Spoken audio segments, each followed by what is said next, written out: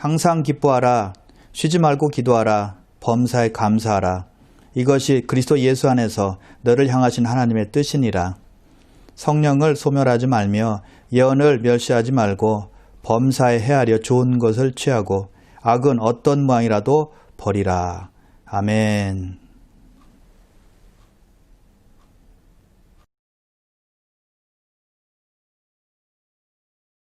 많은 사람들이 새해가 되면 결심을 합니다. 우리가 사는 미국에서도 New Year Resolution이라고 하면서 새해 결심을 하죠. 자, 우리 크리스찬들은 어떤 결심을 해야만 할까요? 오늘은 2021년 첫 주일인데요. 우리 예수 믿는 크리스찬으로서 어떻게 새해 결심을 해야 되는지 오늘 본문을 보면서 살펴보도록 하겠습니다. 먼저 우리가 결심해야 될 첫 번째는 주 안에서 기뻐하는 것입니다. 자, 16절을 볼까요? 항상 기뻐하라 라고 말씀하고 있습니다. 자, 그렇다면 왜 우리가 기뻐해야 할까요? 먼저 하나님께서 우리를 구원해 주셨기 때문에 우리는 기뻐해야만 합니다. 제자들이 파송받고 사역하고 나서 예수님께 돌아와서 이렇게 말합니다. 주님, 주님의 이름이면 귀신들도 우리에게 항복하더이다. 예수의 이름으로 귀신을 쫓아내자 그들이 너무 기뻐한 것입니다. 그래서 예수님께 보고를 한 것이죠. 예수님도 물론 기뻐하셨습니다. 사탄이 하늘로부터 번개같이 떨어지는 것을 내가 보았노라 라고 말씀하시면서 예수님도 흡족해 하셨다는 것이죠. 제자들은 귀신을 쫓아내는 능력을 경험했으니 감격한 겁니다. 아주 기뻐했다는 것이죠. 귀신 들린 사람에게 예수의 이름으로 명했습니다. 근데 귀신 떠나간 것입니다. 그리고 그 사람은 멸종하게 된 겁니다. 고침받은 거예요. 얼마나 기뻐했겠습니까? 정말 신나는 일을 경험했다는 것이죠. 근데 예수님께서 이렇게 제자들에게 말씀하세요. 그러나 귀신들이 너에게 항복한 것으로 기뻐하지 말고 너 이름이 하늘에 기록된 것으로 기뻐하라. 너 이름이 하늘에 기록된 것으로 기뻐하라 라고 말씀하신다는 것이죠. 귀신 쫓아내는 능력도 좋다. 또 원수를 제한하는 능력을 가진 것도 너무 좋아. 근데 너희가 정말 기뻐해야 되는 이유가 뭔지 아니? 너 이름이 하늘에 기록된 것으로 기뻐하는 거야. 너희가 천국 가는 것 때문에, 너희가 구원 받은 것 때문에 기뻐해야 돼 라고 주님께서 제자들에게 가르쳐 주신 것입니다. 그것이 우리가 가장 기뻐해야 될 이유라는 것이죠. 그래서 주님과 영원히 함께 사는 영광스러운 특권을 얻은 것 때문에 기뻐해야 한다는 것입니다. 이사야 61장 10절인데요. 내가 여호와로 말미암아 크게 기뻐하며 내 영혼이 나의 하나님으로 말미암아 즐거워하리니 이는 그가 구원의 옷을 내게 입히시며 공의의 겉옷을 내게 더하시며 신랑이 사모를 쓰며 신부가 자기 보석으로 단장함 같게 하셨음이라. 이사야는 하나님으로 말미암아 기뻐했습니다. 하나님으로 말미암아 즐거워했다라고 말씀하고 있습니다. 이사야는 하나님만 생각하면 기뻐하고 하나님만 생각하면 즐거워했다는 것입니다. 하나님께서 행하신 일만 생각하면 가슴이 뛸 정도로 좋아했다는 것입니다. 행복했다는 거예요. 여러분, 이사야가 돈이 많았기 때문이었습니까? 뭐 좋은 집, 멋진 집을 소유했기 때문이었겠습니까? 아니면 건강이 좋아서였을까요? 아니면 자기가 원하는 소원이 성취되었기 때문에 기뻐한 것일까요? 아니었다는 것입니다. 하나님께서 자기에게 구원의 옷을 입혀주셨기 때문에 기뻐했다라고 말했다는 것이죠. 여러분, 우리 보통 사람들은 언제 기뻐할까요? 자기가 원하는 것이 이루어졌을 때 아마 기뻐할 것입니다. 자기 자식이 잘 됐을 때, 자기 자식이 좋은 대학 갔을 때 아마 기뻐할 것입니다. 건강해지면 정말 기뻐할 것입니다.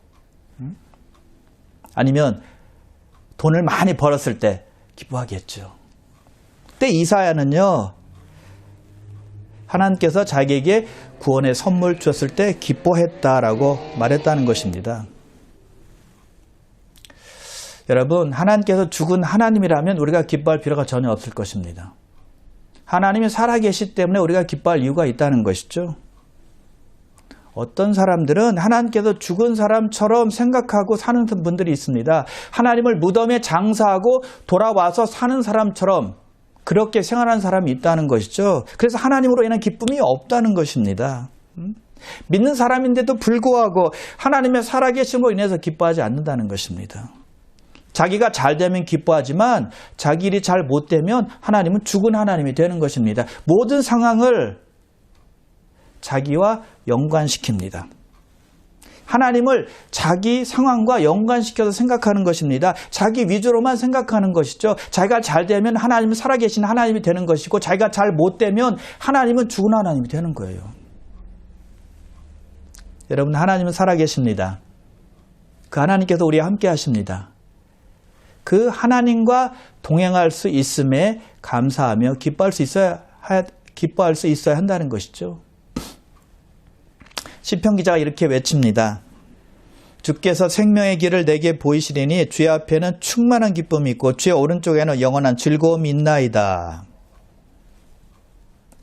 주께서 생명의 길을 우리에게 보이시는데 주의 앞에는 충만한 기쁨이 있다는 것입니다. 주의 오른쪽에는 영원한 즐거움이 있다는 것입니다. 그래서 우리가 기뻐할 수 있어야 한다는 것이죠. 그래서 바울도 말하죠. 주 안에서 항상 기뻐하라. 내가 말하노니 기뻐하라. 기뻐할 수밖에 없는 존재가 바로 성도들이라는 것입니다. 우리가 어려움을 당하고 넘어지고 괴로움을 당하고 핍박을 당할지라도 기뻐할 수 있는 이유가 있다는 것이죠. 하늘의 하나님을 보면 기뻐할 수가 있다는 것입니다. 왜요? 그분은 살아계시니까요. 그분 앞에는 영원한 기쁨과 영원한 즐거움이 있으니까요. 그 하나님이 살아계셔서 우리와 함께 계신다라고 약속하셨기 때문에 우리는 기뻐할 수 있다는 것이죠. 그 하나님께서 우리가 예수 믿으면 우리를 천국으로 인도해 주셔서 더 이상 사망이 없고 고통이 없고 아픔이 없고 슬픔이 없고 고민이 없는 그곳에서 영원히 살게 하신다는 약속을 주셨기 때문에 우리는 기뻐할 수 있다는 것이죠. 아멘. 그 사실을 믿는 사람은 진정으로 항상 기뻐할 수 있는 사람이 된다는 것이죠. 자, 그리고 우리가 또 기뻐해야 되는 이유는 하나님께서 우리를 사랑하시고 돌보시기 때문입니다. 로마서 8장 28절인데요. 우리가 알거니와 하나님을 사랑하는 자, 곧 그의 뜻대로 부르심을 입은 자들에게는 모든 것이 합력하여 선을 이루느니라. 우리가 하나님을 사랑하면 우리에게 닥치는 모든 어려움과 위기를 하나님께서 선으로 인도해 주신다는 것입니다.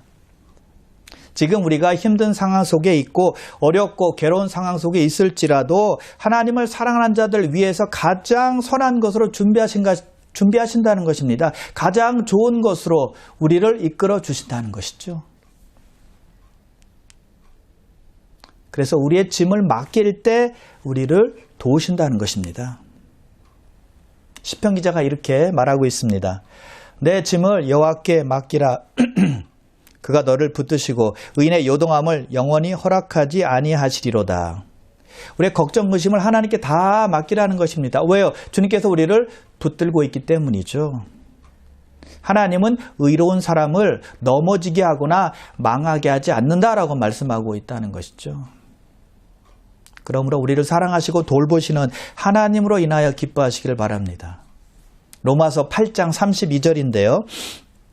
자기 아들을 아끼지 아니하시고 우리 모든 사람을 위하여 내주시니가 어찌 그 아들과 함께 모든 것을 우리에게 주시지 아니하겠느냐. 얼마나 위로가 되는 말씀입니까?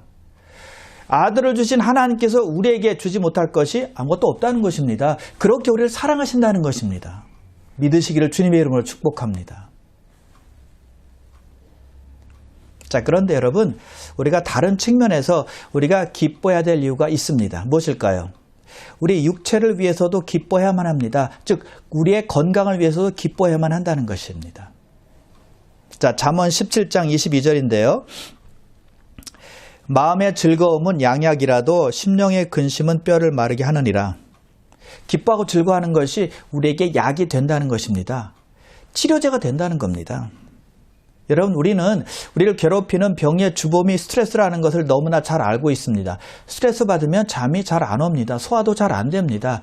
그래서 심령의 근심이 뼈를 마르게 한다라고 성경은 말씀하고 있다는 것이죠. 그러면 병이 생기는 겁니다. 그래서 기뻐하라는 것입니다. 억지로라도 기뻐하라는 거예요. 그래서 하나님의 명령입니다. 웃어야 합니다. 하나님은 우리가 건강하기를 원하십니다. 행복하기를 원하십니다. 평안히 지내기를 원하신다는 것이죠. 그래서 기뻐하라 라고 말씀하시는 거예요. 자, 우리가 두 번째 새해 결심해야 될 것은 기도입니다. 17절인데요. 쉬지 말고 기도하라. 늘 기도하는 것이 우리의 결심이 되어야 한다는 것이죠. 기도는 하나님과 대화하는 것이죠. 우리 크리스찬들은 기도를 쉬지 않고 하나님과 대화해야 된다는 것입니다. 차 운전할 때도 걸어 다닐 때도 누구와 대화할 때도 기도할 수 있어야 돼요. 또 even 샤워할 때도 기도할 수 있어야 된다는 것이죠. 항상 우리가 기도해야만 한다는 것입니다. 장소와 상관없이 어떤 자세가 갖춰지지 않더라도 우리는 기도해야만 한다는 것입니다. 꼭 머리를 숙이지 않아도 돼요. 꼭 눈을 감지 않아도 됩니다. 꼭 무릎을 꿇지 않아도 됩니다. 그래야 언제 어디서나 항상 기도할 수 있기 때문이죠. 그럼 여러분, 우리 아버지 되시는 하나님께 늘 기도하시고 대화하시길 바랍니다. 자, 쉬지 말고 기도하라라는 명령에서 우리가 깨닫는 것이 있습니다. 기도의 자세는 그렇게 중요한 것이 아니라는 것입니다. 또 기도의 장소도 그렇게 중요하지 않다는 것입니다. 어떤 특별한 장소나 시간을 정해서 기도할 필요가 없다는 것입니다. 소리 내서 기도하지 않아도 된다는 것이죠. 그래서 기도를 못하는 곳은 이 세상 어디에도 없다는 것입니다. 그리고 우리가 기도하는 것을 막을 수 있는 것은 아무것도 없다는 것이죠. 그래서 우리는 기도하는 것을 핑계댈 수 없다는 것입니다. 자, 그런데 예수님께서 이렇게 기도하라고 말씀을 해주십니다. 마태복음 6장 6절인데요. 너는 기도할 때 내 골방에 들어가 문을 닫고 은밀한 중에 계신 내 아버지께 기도하라. 은밀한 중에 보시는 내 아버지께서 갚으시리라. 방에 들어가 문을 닫고 하나님을 바라보고 기도를 들으시는 아버지께 집중해서 기도하라라고 말씀하고 있습니다. 사람이나 환경에 방해받지 말고 소음에 노출되지 말고 오직 하나님께만 집중하라 라고 하시면서 예수님께서 기도를 가르쳐 주셨습니다. 골방 기도입니다. 시간과 장소를 정해서 주위 환경에 방해받지 말고 하는 기도죠. 아주 중요한 기도입니다. 자, 그런데 여러분, 항상 그렇게 기도할 수 있습니까? 그렇게 기도할 수 없어요. 우리는 시간을 정해서 기도해야 되지만 항상 아무 때나 언제나 기도할 수 있어야 된다는 것이죠. 그것을 주님께서는 바울을 통해서 우리에게 알려주고 있는 것입니다. 늘 언제나 하나님과 대화할 수 있어야 된다는 것이죠. 그것이 언제 어디서나 하나님께 기도할 수 있는 기도라는 것입니다. 자, 여러분, 그렇게 기도하면요, 많은 장점들이 있습니다. 잡생각들이 많이 사라집니다. 근심 걱정이 많이 사라져요. 왜요? 하나님께만 초점을 두고 있으니까요. 또 죄된 생각도 많이 버릴 수 있습니다. 죄된 생각 들어올 틈 없이 계속 하나님께 집중하니까요. 하나님께 초점 맞추니까요. 하나님께 기도하고 대화하니까요. 많이 사라지고 많이 죄된 생각을 없앨 수 있다는 것이죠. 그래서 하나님께 초점 맞출 수 있고 우리의 마음을 하나님께로 향하게 할 수 있다는 것이죠. 그리고 많은 기도의 내용을 주님 앞에 내놓을 수 있습니다. 그럼 여러분, 쉬지 말고 항상 기도하는 사람이 되겠다라고 결심하는 2021년 한 해 되시기를 주님의 이름으로 축원합니다. 그리고 우리의 결심은 감사하는 것입니다. 자, 18절인데요. 범사에 감사하라. 이것이 그리스도 예수 안에서 너희를 향하신 하나님의 뜻이니라. 감사하되 범사에 감사라는 것입니다. 모든 일에 감사라는 것이죠. 좋은 일이 있을 때뿐만이 아니라 나쁜 일이 있을 때도 감사라는 것입니다. 좋은 소식이 있을 때뿐만이 아니라 나쁜 소식이 있을 때도 감사라는 것입니다.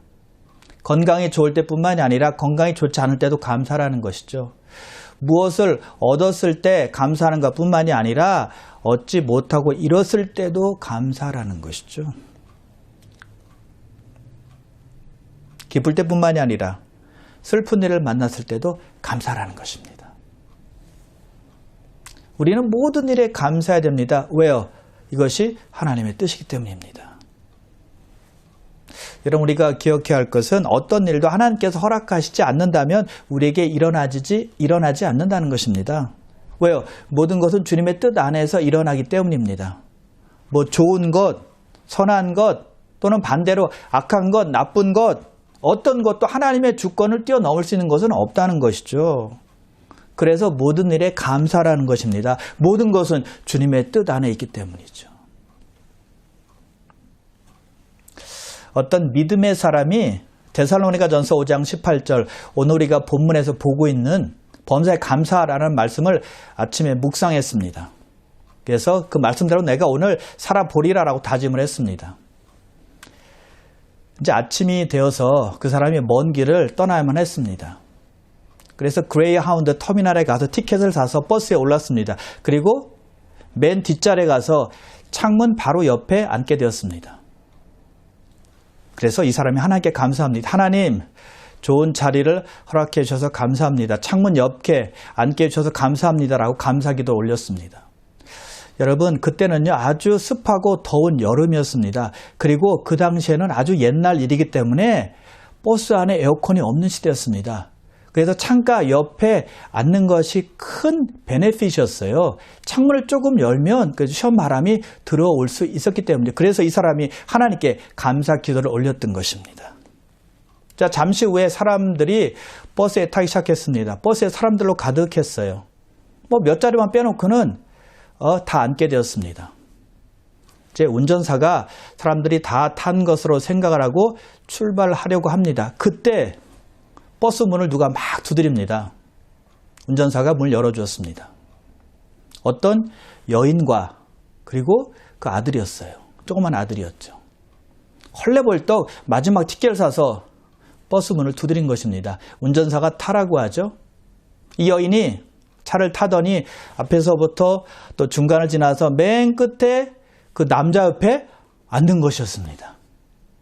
여러분, 근데 그 여자분은요 엄청나게 체격이 큰 분이었습니다. 덩치가 아주 큰 분이었다는 것이죠. 근데 땀을 흘리면서 막 뛰어왔는지 그 남자 옆자리에 앉았는데 땀 냄새가 진동을 하는 것입니다. 땀 냄새가 나도 또 코를 막을 수는 없잖아요. 그런데 더 힘들었던 것은 그 자기 아들을 자기 무릎에 앉혔는데 이 아이가 뭔가 불편한지 계속 웁니다. 그리고 막 발버둥을 치는 것입니다. 막 발차기라는 거예요. 발차기 옆으로. 그러니까 발이 그 남자 옆에 자꾸 스치게 되고 좀 아무래도 좀 힘든 상황이었죠. 근데 이제 그 아이가 좀 진정이 되었습니다. 그러자 그 여자가 담배를 꺼내더니 담배를 버스 안에서 피는 것입니다. 그 당시에는 그 에어컨도 없었고 담배 피는 것도 허락이 되는 그런 시기였습니다. 하루 오래전의 일이었으니까요. 담배 연기가 자욱합니다. 이 남자는요 크리스찬이었잖아요. 아주 냄새가 너무 역겨웠습니다. 너무 힘들었어요. 참기 힘들었습니다. 그래도 참아야 되죠. 어떻게 하겠습니까? 근데 담배를 다 피웠습니다. 아이도 잠잠해졌습니다. 그러더니 이 여자가 잠이 듭니다. 아, 이제 좀 한숨 놓겠구나 라고 그 남자 속으로 생각했습니다. 근데 이게 웬걸요. 잠이 들더니만 그 여자의 상체가 그 남자에게 기울어진 것입니다. 남자에게 확 쏠린 것입니다. 이 남자 너무너무 힘들었어요. 너무너무 괴로웠습니다. 어떻게 할 수가 없는 것입니다. 하여튼 죽을 지경이었어요. 그때 그날 아침에 본 말씀이 생각이 났습니다. 범사에 감사하라. 이것이 예수 그리스도 안에서 너를 향하신 하나님의 뜻이니라. 하나님께 기도했습니다. 하나님, 이 상황 속에서도 제가 감사해야 될 것은 무엇입니까? 그래서 하나님께서 마음의 음성으로 주세요. 내 옆에 있는 그 여자와 결혼하지 않은 것 감사하라. 여러분, 하나님께서는 우리가 어떤 상황 속에서도 감사하기를 원하신다는 것 꼭 기억하시길 바랍니다. 우리에게는 감사할 조건과 내용이 반드시 있다는 것 우리는 알아야 된다는 것이죠. 그럼 여러분 2021년 한 해에는 감사할 내용을 찾아서 감사하는 여러분 되시기를 우리 주님의 이름으로 축원합니다.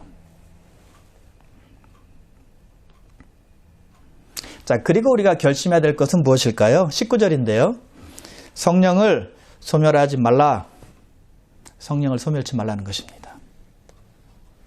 성령을 소멸한다는 말은 잘 타고 있는 불꽃에 차가운 물을 붓는 것과 같은 이치입니다.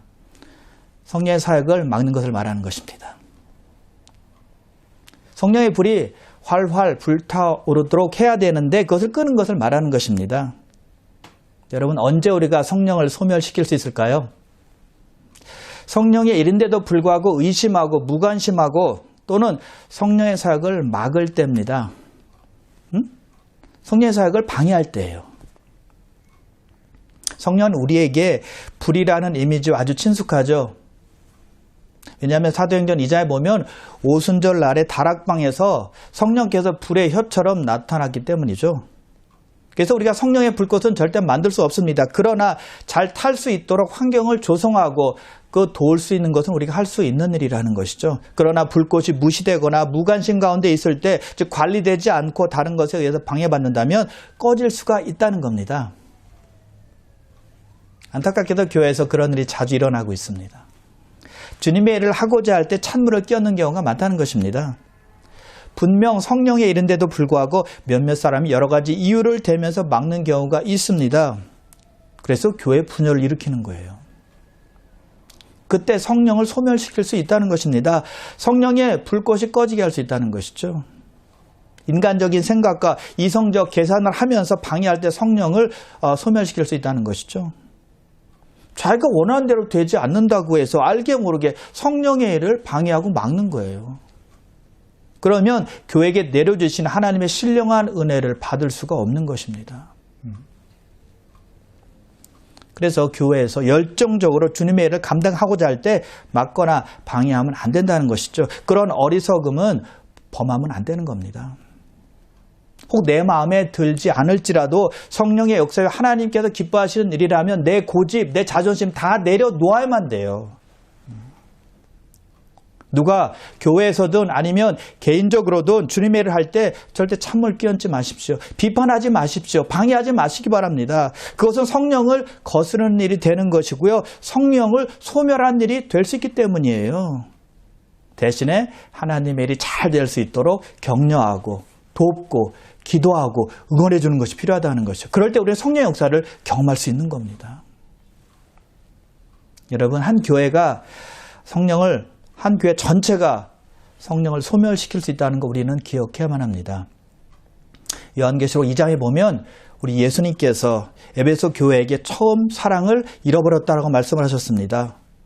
그래서 회개하지 않으면 그들의 촛대를 옮겨버리겠다라고 경고하셨습니다. 여러분, 에베소 교회는 놀랍게 부흥을 경험했던 교회였습니다. 사도행전 19장에 보니까 바울의 복음 전파, 바울의 말씀 전파를 통해 수많은 사람들이 회개하고 주님 앞에 돌아오게 되었습니다. 마술을 행하던 사람들이 자기에게 돈을 벌게 해주었던 마술책을 가지고 와서 다 불태웠습니다. 그 양이 은 5만이나 되었다고 했습니다. 지금 또 오늘 환산해 보면 약 수백만 불에 해당하는 그 책이었습니다. 그것을 다 불태운 것입니다. 회개하니까 더럽고 하나님께 가까이 가는데 방해되는 모든 것들을 다 불태우고 없애버린 것이죠. 이런 놀라운 역사, 성령의 역사, 회개의 역사가 에베소 교회에서 일어나게 되었다는 것이죠. 그런데 지금 그 교회가 어디 있습니까? 요한계시록 2장, 3장에 나오는 7교회가 지금 어디 있습니까? 그렇게 능력이 있고 그렇게 흥왕했고 그렇게 성령 충만했던 교회들이 지금 어디 있습니까? 여러분, 놀랍게도요, 성령의 역사를 경험했던 많은 교회들이 있던 그 자리에 이슬람이 차지하고 있다는 사실입니다. 성령의 역사를 막을 때, 성령을 소멸시킬 때, 성령을 근심시킬 때 그런 일이 일어난다는 것입니다. 교회 안에서 성령의 역사가 제한되면 그런 일들이 일어날 수 있다는 것입니다. 그러나 교회 안에서 성령의 역사가 일어날 때, 그것을 위해서 기도할 때, 그것을 위해서 도울 때, 순종할 때 구원의 역사 일어납니다. 회개 역사 일어납니다. 그리고 성도들은 복을 받게 되는 것이죠. 그러나 교회 안에 심각한 죄가 들어오는데도 불구하고 거짓 진리를 받아들이고 또는 시기와 질투로 가득하고 서로 거짓말하고 편을 가르고 당을 지어서 싸우는 교회라면 성령의 불꽃을 끄는 교회가 된다는 것이죠. 성령께서 떠나는 교회가 될 수 있다는 것입니다. 하나님의 영광이 떠나는 교회가 될 수 있다는 거예요. 주님의 일을 하고 예배를 드리는 교회 같지만 습관적으로 기계적으로 드리는 그런 교회밖에 되지 않는다는 것이죠. 살아있는 것 같은데 죽은 것과 다름이 없다는 것입니다. 이스라엘이 엘리 제사장이 있을 때 이스라엘이 타락했습니다. 그의 두 아들들이 부도덕한 일을 행했습니다. 제사가 타락했습니다. 그때 블레셋이 쳐들어와서 하나님의 기회를 빼앗아갔습니다. 그때 엘리의 두 아들들이 죽임을 당하고요. 엘리 제사장도 죽습니다. 그리고 엘리의 며느리가 있었는데 그 며느리가 임신했다가 해산할 때가 되었습니다. 그때 죽으면서 자기 아들의 이름을 이가봇이라고 부릅니다. 이가봇이라는 뜻은요, 하나님의 영광이 떠나다라는 뜻입니다. 그렇게 타락하면 하나님의 영광이 떠난다는 것이죠. 교회에서 성령의 역사를 막으면, 방해하면, 소멸시키면 하나님의 영광이 떠날 수 있다는 것이죠. 여러분, 두려운 말씀 아닙니까? 그래서 우리는 사대교회에게 주시는 주님의 말씀에 귀를 기울여야만 합니다. 이렇게 말씀하십니다. 내가 내 행위를 아노니 내가 살았다는 이름은 가졌으나 죽은 자로다. 살아있는 것처럼 보입니다. 겉껍데기는 있습니다. 형식은 있습니다. 근데 죽은 교회라는 것입니다. 살아있는 것처럼 보이지만 죽었다는 거예요. 여러분, 그래서 여러분이 현재 섬기는 교회를 위해서 열심히 새해부터 기도하시길 바랍니다. 그리고 여러분 자신들을 위해서도 열심히 기도하시길 바랍니다. 우리 교인이 성령의 음성에 귀 기울이지 않고 내 마음대로 살아갈 때, 죄를 졌지만 회개하지 않았을 때 성령을 소멸시킬 수 있다는 거 우리는 반드시 기억해야만 합니다. 물론 우리가 믿을 때 우리 안에 들어오시는 성령님은 우리를 떠나시진 않습니다. 왜냐하면 우리가 예수 믿을 때 우리 안에 들어오셔서 영원히 우리와 함께 계신다고 약속했기 때문이죠. 그러나 우리가 죄를 지을 때, 우리 마음대로 살아갈 때, 순종하지 않을 때 성령께서 근심하신다는 것입니다. 그러면 성령 충만할 수 없습니다. 주님과 동행할 수 없습니다. 심령의 부흥도 없고요. 인본주의로 살아가는 것입니다. 세상을 본받으며, 세상과 타협하며, 세상과 동화하며, 세상을 모방하며 사는 인생밖에 되지 않는다는 것이죠. 영적 침참으로 사는 인생밖에 되지 않는다는 거예요. 그럼 여러분, 2021년 한 해는 나는 결코 성령을 소멸시키지 않겠다라는 굳은 결심을 하며 살아가시기를 주님의 이름으로 축원합니다. 자, 그리고 우리가 새해 결심해야 될 것은 하나님의 말씀을 멸시치 않는 것입니다. 20절인데요. 예언을 멸시치 말라.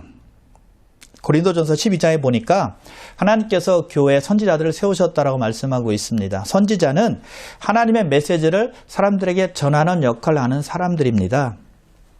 그들이 전하는 메시지가 예언입니다. 그들은 미래에 일어날 일을 말했습니다. 그리고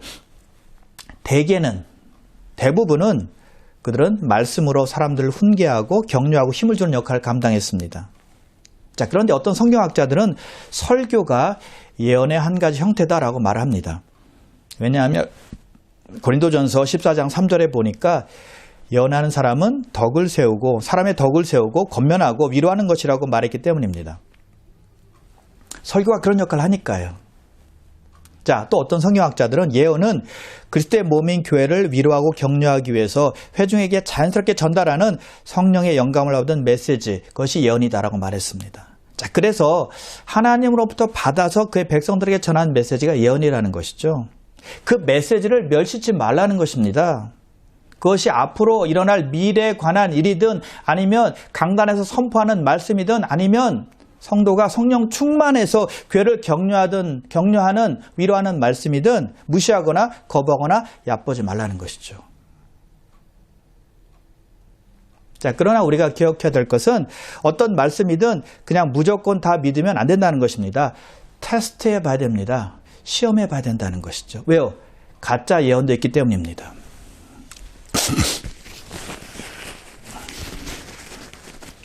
그래서 바울이 21절에 이렇게 말합니다. 범사에 헤아려 좋은 것을 취하고, 헤아리라는 말은 시험하다, 그런 뜻입니다. 그래서 우리 믿는 사람들은 선지자 입에서 나오는 말이 하나님의 말씀인지 시험하고 분별해야 된다는 것이죠. 그래서 좋은 것을 취하라라고 말하는 것입니다. 그래서 믿는 사람들의 책임은 잘 들어야 하고 분별해야 되고 잘 알아야 된다는 것이죠. 자, 그렇다면 어떻게 분별할 수 있을까요? 먼저 하나님의 말씀으로 분별할 수 있습니다. 그리고 그 사람이 예수 그리스도를 믿고 예수를 따르는지를 살펴봐야만 합니다. 그리고 우리는 열매로 분별할 수가 있습니다. 예수님께서 거짓 선지자들을 삼가라라고 말씀하시면서 이렇게 말씀을 하세요. 좋은 나무마다 아름다운 열매를 맺고 못된 나무가 나쁜 열매를 맺나니, 좋은 나무가 나쁜 열매를 맺을 수 없고 못된 나무가 아름다운 열매를 절대 맺을 수 없다는 것입니다. 열매로 그 나무를 알라는 것입니다. 열매로 그 사람에 대해서 알고 분별하라는 것입니다. 열매로 그 사람이 가짜인지 진짜인지 분간해낼 수 있다는 것이죠. 예수 믿고 교회 다니는 사람들도 진짜인지 가짜인지 열매로 구분할 수 있습니다. 겉으로 보기엔 신앙생활을 엄청나게 열심히 하는 것 같습니다. 뜨겁게 신앙생활을 하는 것 같습니다. 예배도 빠지지 않고 예배 드리는 것 같습니다. 그런데 열매가 삶 속에서 전혀 없습니다. 그럼 우리는 어떻게 그 사람을 이해할 수 있을까요? 여러분 생각에 맡기겠습니다. 자, 그래서 열매로 구별할 수 있다는 것입니다. 자, 그리고 우리가 결심해야 되는 것은 악을 버리는 것입니다. 22절인데요. 악은 어떤 모양이라도 버리라 라고 말씀하고 있죠. 21절에서 좋은 것을 취하라고 했죠. 그러므로 좋은 것은 취하고 악한 것은 버리라는 것입니다.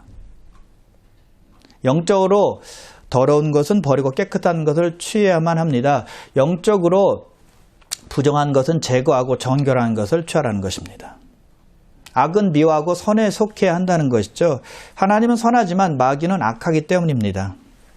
자, 여기서의 악은 직접적인 의미로 보면 거짓 예언 또는 가짜 예언을 말하는 것이죠. 그것들을 피하고 또 버리라라고 권고하고 있습니다. 그래서 예언을 헤아리고 분별하라라고 말하는 것입니다. 그런데 바울은 거기서 끝나지 않습니다. 더 넓은 의미로 말하고 있습니다. 악은 어떤 모양이라도 버리라라고 말하고 있다는 것이죠. 어떤 모양이라도 악의 모양을 가지고 있다면 다 버리라는 것입니다. 명령하고 있습니다. 여러분 믿는 사람들은 유혹이 될 만한 상황은 다 버릴 줄 알아야 됩니다. 가지도 말고 듣지도 말고 보지도 말아야 돼요. 그래야 악에게 발판을 만들어주지 않기 때문입니다. 그래야 틈을 주지 않기 때문이죠.